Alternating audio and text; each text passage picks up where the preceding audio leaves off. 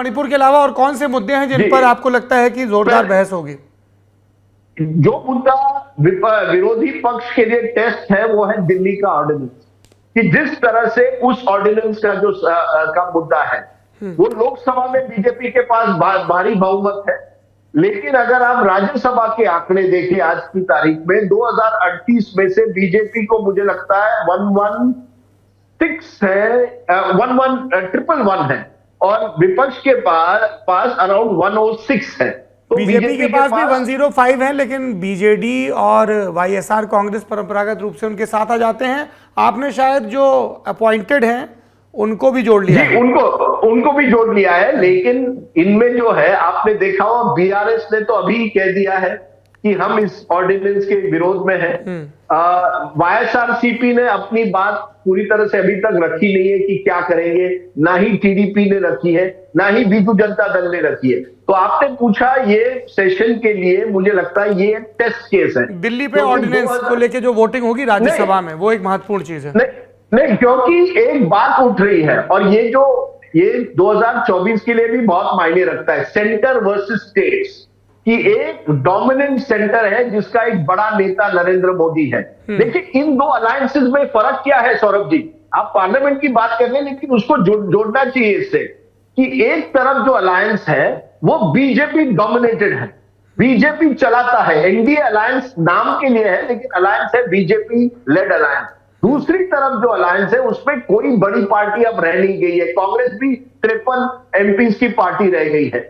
इसलिए क्या हुआ है, अब एक कोशिश हो रही है, वो कितनी सफल हो, लेकिन आम आदमी पार्टी इसको आगे बढ़ाने की कोशिश कर रही है। राघव चड्ढा हर पार्टी के नेता से बात कर रहे हैं, उनको और संजय सिंह को यह जिम्मा दिया गया है कि हर पार्टी के नेता से पार्लियामेंट में बात कीजिए, क्योंकि ये जो छोटे छोटे दल हैं या किसी भी क्षेत्रीय दल है, भले ही वो वहां सरकार में हो, जगन रेड्डी हो या नवीन पटनायक, इनको सब कहिए आज ये ऑर्डिनेंस दिल्ली के खिलाफ है, कल ये आपके खिलाफ भी हो सकता है। तो इस मुद्दे पर कम से कम आप साथ आइए। मुझे लगता है पार्लियामेंट सेशन में ये मुद्दा डिसाइड करेगा कि क्या हम एक नई राजनीति दे सकते हैं जिसमें centre versus state, BJP versus state की राजनीति क्या हो सकती है।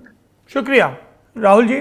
देखिए ये जो पार्लियामेंट सेशन है इसका विपक्ष एक बड़ा इंटरेस्टिंग यूज करता रहा है, डिस्पाइट ऑल इट्स कॉन्ट्रडिक्शन, पुराने कॉन्ट्रडिक्शन के बावजूद पार्लियामेंट में जो सेंस ऑफ यूनिटी इंडेक्स दिखता है वो बेहतर हमेशा दिखा है पिछले कुछ सालों में। वो इसलिए भी है कि पार्लियामेंट एक ऐसा प्लेटफॉर्म है जहां पे आपको जाके जनता का वोट नहीं मांगना है, वहां पे सरकार का जो एल्बो रूम होता है लेजिस्लेशन अपनी मर्जी का पास करने का या उसके लाइव टेलीकास्ट को सिर्फ अपने एजेंडे को ड्राइव करने का, वो मौका विपक्ष छीन सकता है। तो विपक्ष की यूनिटी इंडेक्स जो है वो हाउस के अंदर ज्यादा आसान है और इस कारण से ज्यादा बेहतर दिखी। दूसरा ये जो मुद्दा है कि दिल्ली ऑर्डिनेंस पे सबसे अच्छी बहस होनी चाहिए या उम्मीद की जानी चाहिए, और वो ऑपोजिशन के लिए एक टेम्पलेट सेट करने का मौका बन सकता है। क्योंकि जो पार्टी विपक्ष में भी है आज किसी राज्य में, वो ये बात जरूर देख रही है कि इस सरकार के साथ क्या हो रहा है। आप अगर देखें कि मायावती कह रही है, राजीव ने कहा मायावती एब्सटेन करना चाहती हैं, वो एब्सटेंशन जो है वो उसका फायदा उस ग्रुप को होगा जिसके नंबर ज्यादा हैं। अगर सरकार के पास ज्यादा है तो एब्सटेंशन का मतलब होगा कि संख्या हाउस की कम हो जाती है और उससे जिसकी भी संख्या 1-2 भी ज्यादा है उसको फायदा हो जाता है क्योंकि स्ट्रेंथ ऑफ द हाउस नीचे आ जाएगी। लेकिन जो विपक्ष में है, जो सरकार के साथ एक फ्रेनेमी जिसे कहते हैं, दोस्त दुश्मन, वो है, वो एक बात जानते हैं कि साहब कहीं ना कहीं ये ईडी, सीबीआई और ये केसेस, अब आप देखिए कि जो हाल में टीडीपी के साथ टाई अप की बात हुई, आप देखिए कि अचानक जो तेलंगाना में बीआरएस की कविता है और उनके खिलाफ जो ईडी के केसेस हैं, उसमें आप देखेंगे अचानक सन्नाटा आ गया। बीच में बड़े जोर शोर से मामला आया था। आप देख रहे हैं कि वाईएसआरसीपी के नेता जगन के सरकार के लिए जो ग्रांट्स हैं वो क्लियर हो रही हैं, बैंक लोन्स को क्लियरेंस मिल रही है। ये कुछ गतिविधियां जो शुरू हुई हैं, ये नेता भी चाहे वो थोड़ा उनके साथ खेलते रहें, ये जानते हैं कि साहब ये डेमोक्रेसी की स्वॉर्ड है, लटकी हुई है ऊपर, ये किसी दिन गिर सकती है।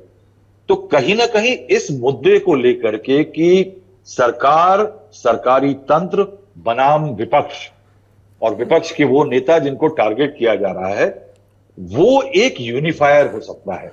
और यहां की डिबेट के साथ अगर आप देखें कि इस पूरी डिबेट को इस्तेमाल किया जाएगा कि किस तरह से डेमोक्रेटिक वैल्यूज और फेडरल स्ट्रक्चर का हनन किया जा रहा है, वो बात जो कि राहुल गांधी अमेरिका में बैठ के कह रहे थे, जो बात राहुल गांधी और बाकी दल अपने अपने राज्यों में कह रहे हैं, उसको एक फिक्स टेम्पलेट का स्वरूप मिलेगा इस के जरिए। और देखिए क्या है कि जब आप हमलावर होकर एक नैरेटिव बनाने की कोशिश करते हैं ना, तो फूकर ने जो बात कही, कॉन्ट्रडिक्शन बहुत सारे हैं साहब, बहुत सारे कॉन्ट्रडिक्शन है।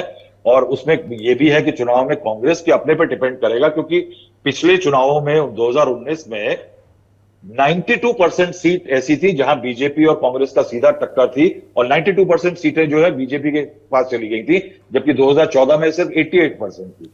तो ये ग्राउंड रियलिटीज है। मगर नैरेटिव जब बनता है, जब एक नैरेटिव बनाने की कोशिश की जाती है, उसके बाद उसको एम्पलीफाई करा जाता है, तो पार्लियामेंट में टेम्पलेट सेट होगा और ये सारे नेता बाहर ले जाकर के, जो इंडिया नया बना है, ये बाहर ले जाकर के उसको एम्पलीफाई करेंगे। मेरे ख्याल से ये जो डिबेट होने वाली है, ये डिबेट अपने आप में एक बहुत क्रिटिकल डिबेट होगी। और आम आदमी पार्टी का जिसे हम कह रहे हैं कि कांग्रेस ने बैक ट्रैक किया थोड़ा सा, कभी कभी रिट्रीट भी एक अच्छी एग्रेसिव स्ट्रैटेजी होती है। तो उसमें इंटरेस्टिंग चीज ये है, देखिए कि हालांकि आपने नुकसान पहुंचाया है दिल्ली और पंजाब में कांग्रेस पार्टी को, गुजरात में उसका जो 12% वोट था उससे नुकसान हुआ, लेकिन क्या यह पॉसिबिलिटी को रूल आउट किया जा सकता है कि मध्य प्रदेश और राजस्थान में इस दिल्ली ऑर्डिनेंस के समर्थन में आप थोड़ा सा कदम कांग्रेस की तरफ पीछे खींच ले? अगर उससे कुछ फायदा होता है तो दिल्ली के अंदर एक तरह का टाई अप हो जाए। 7 सीटें हैं साहब, ऐसी सीटें तमाम राज्य जहां पे बीजेपी ने ऑपोजिशन का सुपड़ा साफ कर दिया था। तो क्या है कि वो एक व्हील्स, एक बार पहिया चलता है तो पहिया चल जाता है। इसीलिए मैं कहूंगा कि ये जो डिबेट है पार्लियामेंट की दिल्ली ऑर्डिनेंस की, वो इस सरकार के खिलाफ ऑपोजिशन की चार्जशीट की तरह से होगी on democratic values and democratic institution, जो कि इलेक्शन तक लंबी जाएगी। Thank you Rahul sir. Sandeep ji, जो राजदीप और राहुल बोल रहे थे, बिल्कुल एब्सोल्युटली स्पॉट ऑन। देखिए, आमतौर पे कोई भी पार्लियामेंट सेशन में नॉर्मली ऑपोजिशन यूनिटी काफी हाई रहती है, ये पहली बार नहीं है। लेकिन डिफरेंस ये है कि ये बेंगलुरु मीटिंग के ठीक 2 दिन बाद ये सेशन शुरू हो रहा है, और ऊपर से वो जो मणिपुर हॉरर जो विजुअल्स आए हैं मोलेस्टेशन के और महिलाओं के साथ जो दुर्व्यवहार हुआ, वो एक उससे जो टेम्पो मिला है उनको, तो वो सरकार को आज 2 दिन, ये इस हफ्ते के 2 दिन तो चले गए, और ऑपोजिशन इंसिस्ट कर रहा है कि जो चर्चा होगी वो चर्चा प्राइम मिनिस्टर मणिपुर पे, वो चर्चा प्राइम मिनिस्टर को रिप्लाई करना चाहिए, स्टेटमेंट देना चाहिए। जहां तक मेरी जानकारी है, वहां वो चर्चा होगी तो होम मिनिस्टर ही उनको देंगे। अभी तक प्राइम मिनिस्टर का कोई ऐसा इंफॉर्मेशन नहीं है कि वो चर्चा में भाग लेंगे या वो जवाब देंगे। दिल्ली ऑर्डिनेंस एक बहुत बड़ा ग्लू होने वाला है। ये इसलिए क्योंकि जो राजदीप अभी बोल रहे थे कि आगम चड्डा अलग अलग पार्टी से बात कर रही है, कि आम आदमी पार्टी का ये कहना है कि आज अगर ये हमारे साथ हो रहा है, कल आपके साथ हो सकता है। लेकिन मैंने कुछ ऐसे विपक्षी दलों से भी बात किया, और वो बोल रहे थे कि नहीं, ये हमारे साथ इसलिए नहीं हो सकता क्योंकि दिल्ली का जो राज्य है वो अलग स्थिति है। ये एक यूनियन टेरिटरी विथ लेजिस्लेचर है, इसमें इतने ग्रे एरियाज इतने सारे हैं, और ये नेशनल कैपिटल है। स्टेट में अलग ऐसे वो मतलब जो स्टेट लिस्ट है, जो यूनियन लिस्ट है और कॉन्करेंट लिस्ट है, वो वेल डिफाइंड है। वेल डिफाइंड है संदीप जी, लेकिन हमने बंगाल में ये देखा है ना, चाहे वो केंद्रीय एजेंसियों की सक्रियता हो या Raj Bhavan versus chief secretary, Raj Bhavan versus chief minister हो, इसी के बरक वो साहब तो- वो ओडिशा लड़ाई रहेगी। और आंध्र प्रदेश को देखिए, कभी ऐसी खबर नहीं आती कि साहब मुख्यमंत्री और गवर्नर के बीच टकराव। जाहिर सी बात है यूनियन टेरिटरी जैसा नहीं है, पर अगर केंद्र और राज्य असहयोग पे उतर आए तो फिर केंद्र कई नए तरीके खोज लेता है, जो पिछले 10 साल 20 साल 30 साल में खोजे गए हैं। नहीं, वो देखिए, गवर्नर राजभवन जो एक्सटेंशन ऑफ सेंट्रल गवर्नमेंट, वो तो अभी से नहीं, वो कांग्रेस के जमाने से चल रहा है। इसीलिए सौरभ जी, मैंने वो 10 20 30 साल तक हाँ, तो वो खींचा कोई आर्गुमेंट। नई चीज नहीं है। मेरे ख्याल से राजदीप कुछ कहना चाहते हैं। नहीं, इसमें आप केवल कानूनी तरफ से मत देखिए। जब आप कहते हैं ऑर्डिनेंस, जब आम आदमी पार्टी आज कह रही है कि कल आज हमें हो रहा है, कल आपके खिलाफ हो सकता है, वो लार्जर फेडरल प्रिंसिपल के बारे में बात कर रही है। गवर्नर के ऑफिस का दुरुपयोग, जैसे आज डीएमके को लगता है कि वहां गवर्नर के ऑफिस का दुरुपयोग हो रहा है, या जिस तरह से ईडी को पावर्स मिलते हैं अंडर पीएमएलए, किसी भी राज्य में जाए, या सीबीआई को। अब आप देखिए कितने राज्यों ने कहा है कि हमारे राज्य में हम ये जो सीबीआई को हमारे राज्य में इस तरह आने नहीं देंगे। ज्यादा राज्य बढ़ रहे हैं जो कह रहे हैं नहीं, they will have to take permission from state government, उसके बिना वो हमारे राज्य में नहीं आ सकते। तो ये लार्जर सेंटर स्टेट कॉन्फ्लिक्ट के जरिए एक कोशिश हो रही है। मैं नहीं जी, कह रहा हूं जैसा आपने पहले भी कहा, ठीक बात जी। बिल्कुल। Sandeep ji, you want to close your argument? नहीं, तो मैं बोल रहा था कि ये एक इम्पोर्टेंट ग्लू होगा, जो फेडरल प्रिंसिपल है, जो मिसयूज ऑफ एजेंसीज जो ऑपोजिशन कह रही है, सो ये सारे आर्गुमेंट इस बिल में दिखाई देगा।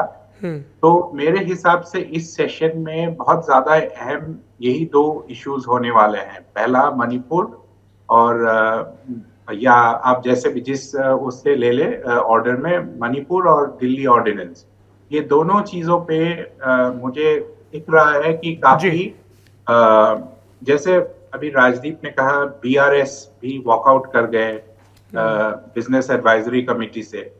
बीआरएस जबकि इस अलायंस का पार्ट नहीं है। आजकल जब भी मैसेजेस आते हैं, जो पत्रकार ऑपोजिशन कवर करते हैं, उनमें से मैं भी हूँ, वो इंडिया मीटिंग ऐसे आता है, India parties meeting decided that they will walk out, और they will, ऐसे मैसेजेस आते हैं। लेकिन वो इंडिया पार्टीज में बीआरएस, भारतीय राष्ट्र समिति नहीं है, लेकिन वो लोग भी साथ निभा रहे हैं। जबकि इंटरेस्टिंग डेवलपमेंट, और जैसा ममता जी के हवाले से कहा गया कि ये भी चर्चा है सौरभ, ये भी चर्चा है कि जो दिल्ली लिकर स्कैम जो है, जिसमें अरविंद केजरीवाल और आम आदमी पार्टी को घेरा गया, उसका एक पहलू हैदराबाद और बीआरएस नेता की बेटी की कविता है, उनको पूछताछ भी किया गया, लेकिन अब सब ठंडा पड़ गया। तो ये चर्चा है कि क्या बीआरएस और बीजेपी ने एक दूसरे से पीस बाय कर लिया, कि तुम असेंबली देख लो, हम लोकसभा देख लें टाइप का।